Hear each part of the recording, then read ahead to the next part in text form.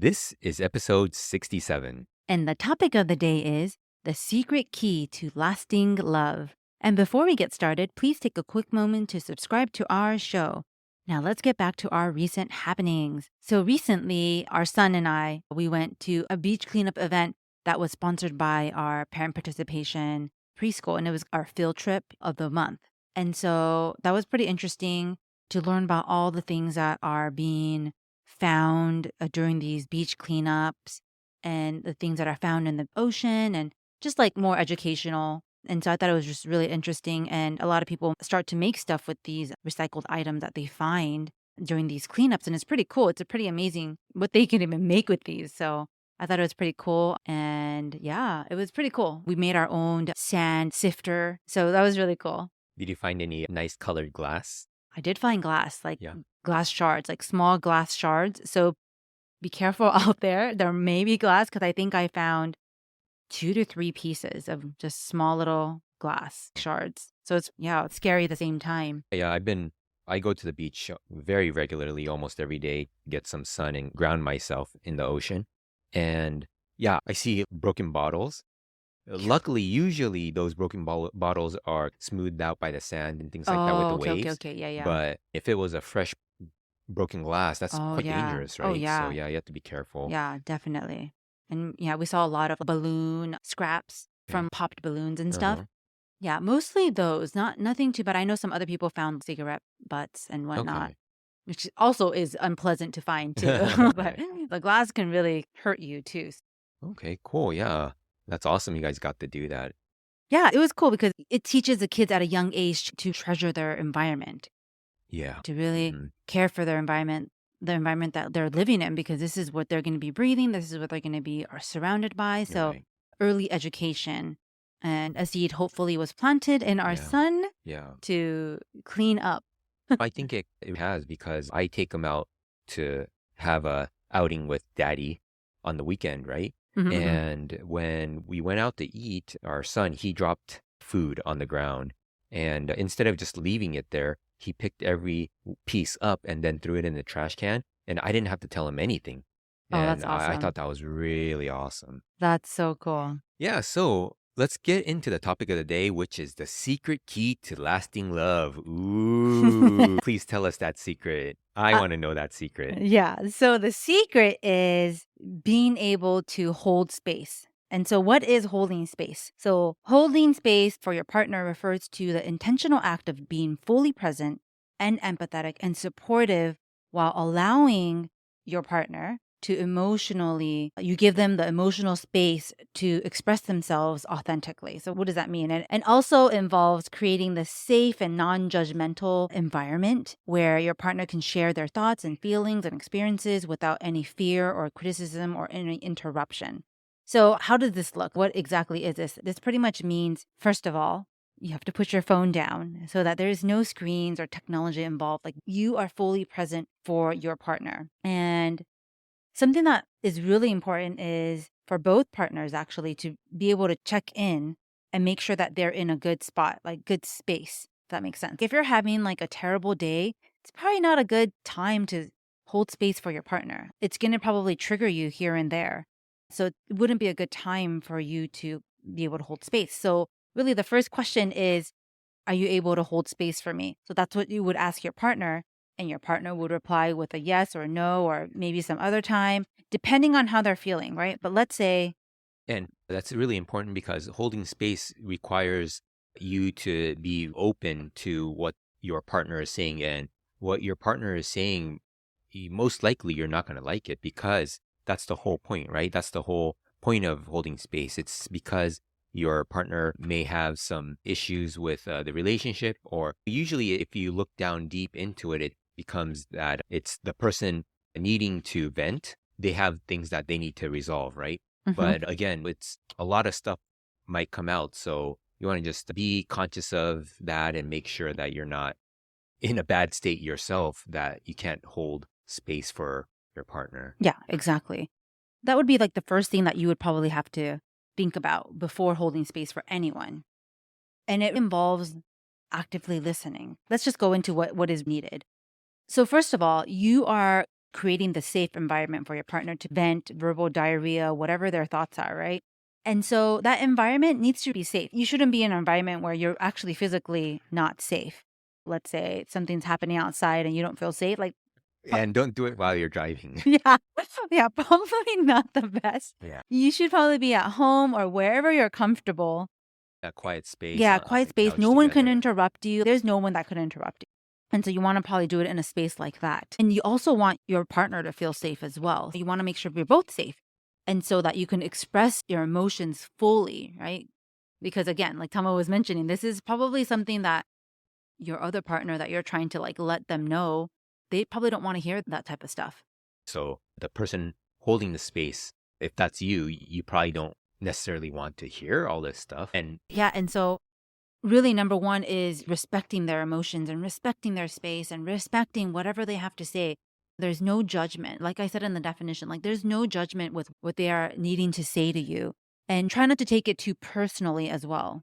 yeah, I think that's a big key too, not taking it personally, because even though they say things that may sound like they're directly attacking you, and at the height of emotion, maybe it is. Maybe it's that your partner does want to attack you just because emotions are running high. And of course, when that's happening, you're not really using your brain well, right? It's just going into the limbic system and just it becomes like an animal fight or flight, things like that.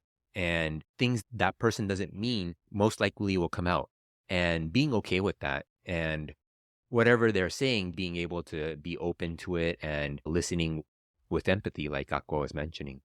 Yeah. And also, even what they're saying might not be what they're saying, if that really makes sense. Sometimes your partner might say things that they don't mean to say. And what I mean by that is not like verbally say things that they don't want to say, but they don't understand where it's even coming from. They might not know, and they're feeling that this surface level annoyance is what the true cause is, but it's actually sometimes Like a you. deeper Right, rooted. right, right. So, for example, it might be that I find hair in the bathtub and I find that it's Akko's and I'm not happy about it. So I'm like, yeah, blah, blah, blah, blah.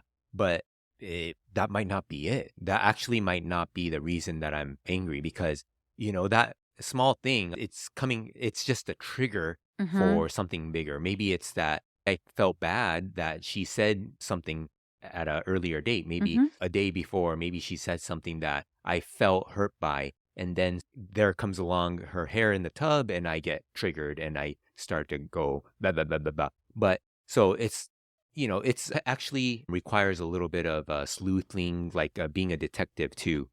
Exactly. So you have to be like, okay, what kind of emotions are you feeling? And then you go through your emotions. Were you feeling anger? Okay, what's the anger from a 0 to 10? What kind of anger is it? Is it disappointment? Is it sadness? Is it loneliness? Is it hurtfulness? All these feelings, and try naming it and try actually scoring it so that you know like where you're at in that whole like emotional pyramid there. And before going into that, you want to make sure that the steam is let out by your partner. Yeah, absolutely. Because when they're in the depths of sharing their frustrations, if you're like, oh, what do you rate that as? 0 That's to true. 10? I don't know if your partner would appreciate that. So it's holding space is just being there for them and listening with empathy and not defending yourself. So you want to be careful not to try to defend yourself Yeah, because that's not the point of this holding space. It's more just letting things out. It's pretty much like putting things on the table as a conversation so that you understand what's happening and then you can start becoming a detective. yeah, that's true. That's true. So yeah, if scoring is not your thing, then don't score. This is all like we personally don't score. We'll just probably go through our emotions. This is what I'm feeling. If we need to score those emotions, yes, we will, so that you can let them know how disappointed you are or just the severity of what you're feeling. That's probably the only reason why we would probably do it. But yeah, so you would really have to be a detective. Hama was saying, okay, is it because of this? Are you sure it's because of this? Okay, why?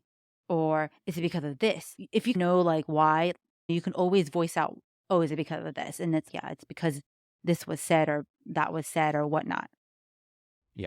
And I think going into this holding space with understanding that you're both on the same page, it's just that you're trying to figure out this problem that's coming up and releasing that emotion in a constructive way. And then from there, helping each other, trying to figure out what happened, and then maybe getting down to the root of the issue is quite important. Yeah, yeah. I like that. I like what you said where we're both on the same team and we're pretty much trying to find out what this whether it's a misunderstanding or whether this like feeling, this bad feeling is, and we're trying to decipher what that is, but we're on the same team. So I like what you said there.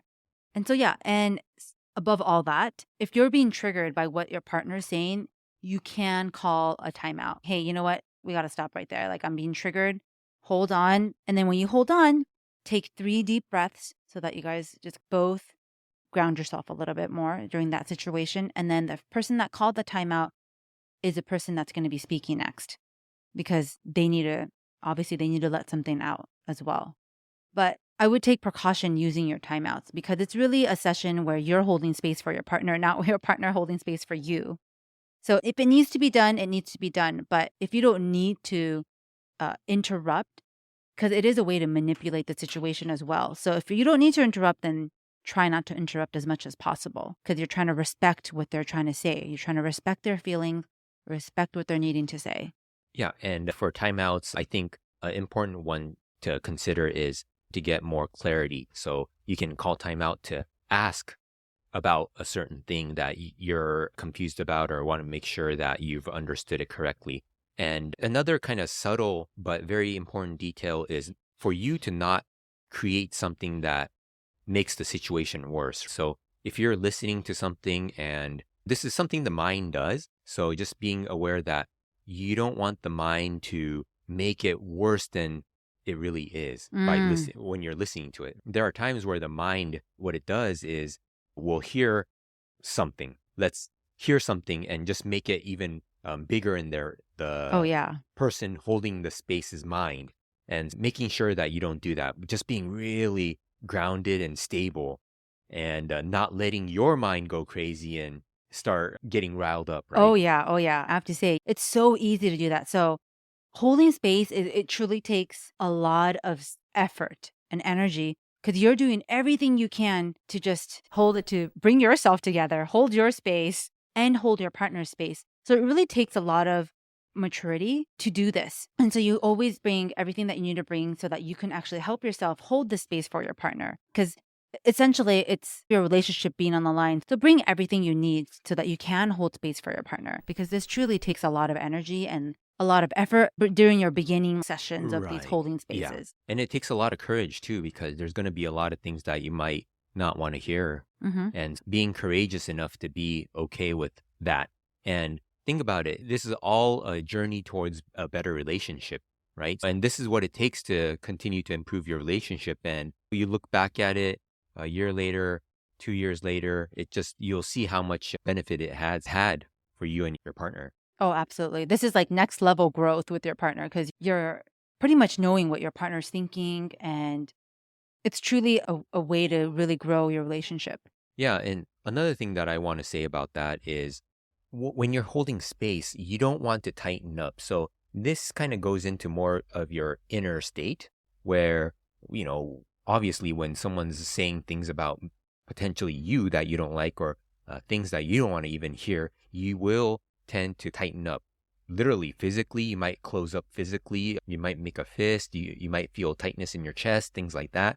And that's also happening in the inner part of yourself, in the mind. You might try to block things out or constrict. And one thing that I want to say is, yes, this part is tiring, but it becomes even more tiring when you're constricting. If you're flexing your muscle all throughout this conversation, of course, you're going to get even more tired. As much as it sounds difficult, just really letting go and being as relaxed as possible, that's another key that you can use and something that you want to know so that this holding space has the best opportunity to work the best for you guys. Oh, yeah, for sure. I find myself like sometime when I'm holding space for Tamo, I feel my chest becoming tight sometimes. And then my mind starts going like crazy. And so I have to tell myself, like, hey, you need to calm down. You need to calm yourself. Don't let your mind get the best of you. And then really honor and just feel gratitude towards Tamo for sharing his emotions and sharing his thoughts and just knowing, hey, I love this guy. And so that's what kind of helps me loosen up. And so that's maybe what you can do too when you're holding space for your partner. So, to recap this holding space, the key components of holding space includes actively listening. So, you want to really engage in what your partner has to say, really focus, try not to interrupt them, and offer solutions or pass any judgment. It's really just reflective listening where it's really listening where you're just listening to what they have to say. You can paraphrase or summarize what your partners are saying so that there's clarification of what your partner is sharing, but you really just want to listen as much as possible and be empathetic. Demonstrate empathy by understanding and sharing your partner's emotions. I'm sorry you're going through this. I understand. And recognizing and validating those feelings without necessarily trying to fix a solution and not judging, as I just said, creating that judgment free space where your partner feels safe and accepted of everything that they have to say is really essential because you don't want to start criticizing them when they're being vulnerable and expressing their feelings. And then another important one is being respectful, right? Respectfully present and respectful of their time and respectful of their courage to be able to share this. Because honestly, sharing your feelings, like truly sharing your feelings to your partner, can be very hard. And so encouraging and respecting their courage to express their feelings is very big. And also creating that supportive environment, right? You want to create that container where you stand defenseless and so that they can just share everything that they need to share while also holding their space. And standing defenseless may sound a little Mm. harsh, but one thing that I want to mention is it's not like you're having them run all over you. That's not the point. And it shouldn't be the point of the person who is speaking either. It shouldn't be a blatant attack. It should be more a constructive, okay, this is how I'm feeling, sharing that so that putting it on the table, then being able to speak to what the issues are.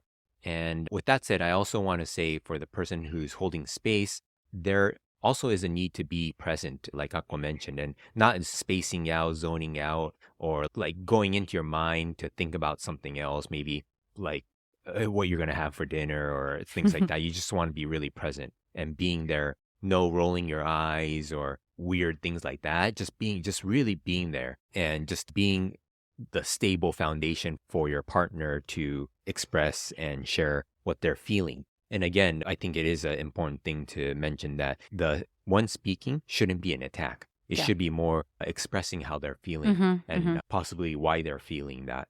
Yeah. Those things. Yeah, I agree. It's not like a free pass where you're like, I'm going to just say all the nasty things that I want to say to this person. No, not at all like that. It's thought out, it's intentional as far as what you are feeling and what needs to be said so that you can be a little more free in your emotions. And then from there, once things are released, then you guys can work on, okay, what can we do to improve this situation? And sometimes it's just the person speaking, they need to let go of things. And maybe it is something that you can make changes in your life and behavior that if it goes in line with where you guys want to go as a partnership. Yeah, absolutely. And also, if it helps to just be physically connected. So when you're having these serious conversations, you can always just physically touch them. Pretty much saying, hey, our relationship is what matters. This, like, for lack of a better word, drama that we're having is nothing compared to the love that I have for you. So that's what the whole touch represents. If that needs to be done, you can also do that to help you. And sometimes, yeah, I love it. Like, my love language is touch. So I feel like that helps me.